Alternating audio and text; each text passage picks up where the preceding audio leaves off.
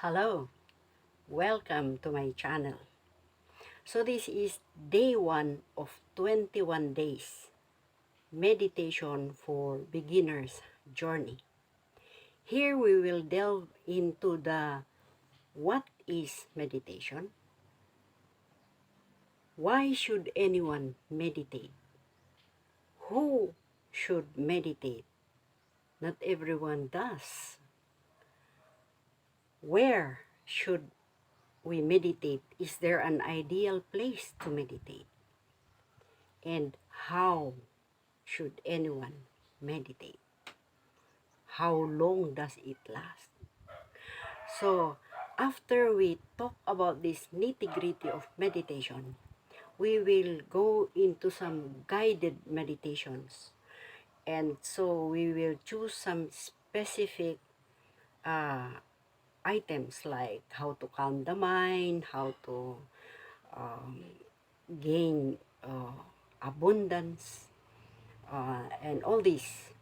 And we'll give you as a pattern, and it's up to you if you want to adapt it as your own or create as we go along. This is a foundational video for total newbies. Believe it or not, you have attracted this into your life. In other words, law of attraction says you are meant to watch this for yourself. Okay. So, we'll talk about this step-by-step processes. Then, after that, we will practice along the way. If you have any queries, we can talk about it as we go along. And we'll give you some feedbacks or some additional information. I am not a meditation guru, but I have actually experienced some of the benefits. That is why I wish that everyone who hears this will go in all full out. I mean, delve into it also. Research like I did. Because meditation is practiced by 99.99% of very successful, legendary, and highly enlightened people on planet Earth. I still consider myself a newbie, being introduced to meditation about 11 years ago. 11 years ago. Okay. But I did not have the motivation nobody inspired me to really continue until 3 years back. So what you will be hearing, experiencing is a mixture of these lessons that I learned from my uh, uh, those that I follow, the motivational gurus in meditation, like Abraham Hicks publication. Actually, they are the first who introduced me to meditation. Okay. And that's beside Bible principles. Okay. So, another is Joe Dispenza, Greg Braden, um, mm, Bruce Lipton. Oh, I like him. John Bergman. Oh my goodness. They recommend meditation for healing. That's very important. Paul Santisi is also one. And Neville Goddard, The Psychological Meaning of the Bible. Very great books. The Heart Math Institute also. I joined their group because they are scientifically based. The relation between the heart and the mind, the brain. So as you think in your heart, so you are. According to them, heart is 500 times more powerful than the brain. So we'll talk about that if you have queries on that. And I also joined Master Sri Akarshana. He's a yogi, a master yogi. And Sue Mortar, also on merging scientific. You know what? When science and spirituality join together, that's miracle, mystic experiences. Okay. So, premise to meditation is the fact, it's actually universally accepted, that we are made of the body, the body, the mind, and the spirit. So we are physical, this one, and non-physical, the spirit and the mind. That is why meditation is so hard, because it focuses more on the non-physical part of us. So humans are physical and non-physical. We have to see that all these three are aligned to get to the highest form of enlightenment, bliss, happiness, joy, gratitude, abundance. Who does not like that? Okay. So, let's start with the body. Okay. Body, mind, and spirit. Okay. According to science, we are 99.9999999% energy, and we are only 0.000000001% matter. So we are actually more energy than matter. We are more non-physical than physical. Termed in another way, we are conscious and non-conscious. So the physical and the non-physical, which is energy. Okay. So that is the reason why it is so hard to meditate. If you are a beginner, you will actually find it shocking that you cannot still your mind even for a minute, 5 minutes, 10 minutes, 20 minutes. But those who experience this, they can easily flip. That's why let's go all in. So our body is the dwelling place of the mind and the spirit. Okay? And the spirit.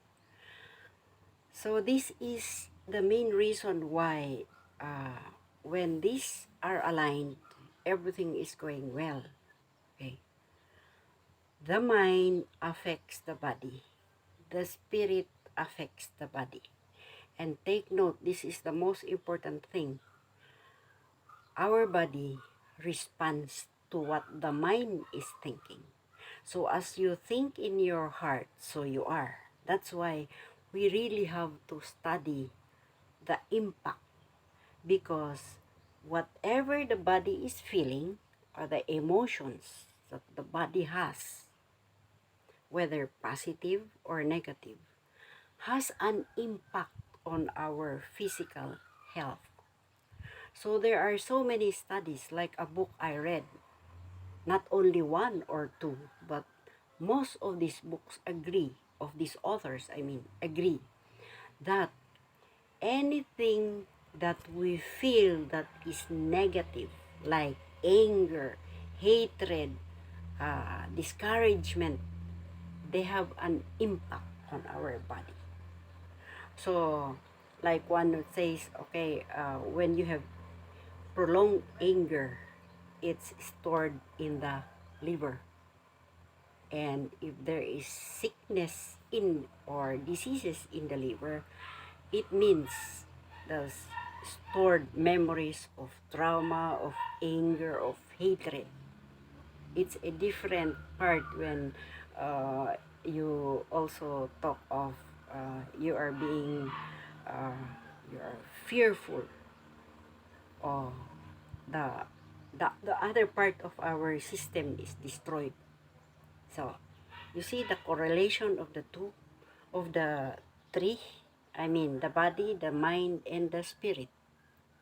So that's why we'll soon have another video on how to stay healthy. Okay, what to do to stay healthy. So we will be talking about the nitty-gritty in another set of video. Next is our mind. The mind is not the brain. Okay? It is the non-physical part of us that records all what we ever heard, learned, felt, experienced, or basis of our belief, what we ever learned from anybody. So it is stored in our mind, and it is the basis for our ego to react. To react. Let's say you touch something when you were a kid, like a stove.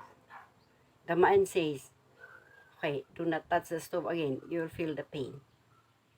So that is the filter of our actions. That is why when we change the mindset, we change the action, we change results. And this is actually the main reason why we actually need meditation, because it's changing the mindset. Because honest to goodness, the mind is also the seat of creation. Okay? This is where people envision their dreams, their aspirations. What would I want to be 10 years from now? And this is where it is birthed before it is actualized. So now you understand the impact of the two. And mind you, the mind is the hardest part to control, because it's actually controlling us. That's where our subconscious mind is. It's the one who directs every action. And unless we change that, we cannot change our current reality. So we'll talk about that in another video about mindfulness, because our topic now is meditation. I just want you to see the correlation of the three. Okay. Then we'll talk about our spirit. Okay. Even the atheists believe that we have a spirit. They just don't know how to call it. Okay. So I prefer to call that spirit God, although some do not call him God or Adonai. They call him another name, like Allah, like whatever. But it's talking about an infinite being, or universe, or source energy, or what else do they refer? Supra-conscious, or supreme love. See? So it's referring to the divine nature of man. We are actually spirits living in a physical body. So it's infinite. It doesn't end. While our body is finite. Okay? So that is we will, if you want more, or we can talk more about that on another topic. So everything that happens to us actually is an absolute alignment of the mind, the body, and the spirit. Meaning to say, whether it is good or bad, uh, uh, indifference, we are attracting them. Okay? We have created them. That is why we need all this, so that we could uh, change how we think, and then change our physical, and live a better life on planet Earth. So it takes tremendous amount of courage, determination, persistence to meditate, because of the fact that we are not used to it. Only very few people, a tiny bit of people, are mastering this. So if you are total newbie, you will actually find it shocking, like I said, to even silence your mind. That's why we need to really understand this. And when you have understood the nitty-gritty of meditation, I dare you, like me, you will delve into it, because you would like to take control of your life. How can I change my mind? How can I access the infinite, which I really am, so that whatever I want, I can have it? Everything happens when the mind, the body, and the spirit are aligned. Miracles happen. Thanks for watching. So I hope that this video has inspired you to persevere, delve into it, and understand, so that you will also apply it in your life and change for the better. Right? If anything resonates with you, please comment below, like this video, and subscribe, because I am committed to help anyone who is seeking body, mind, and spirit confidence in our daily lives. See you on the next video.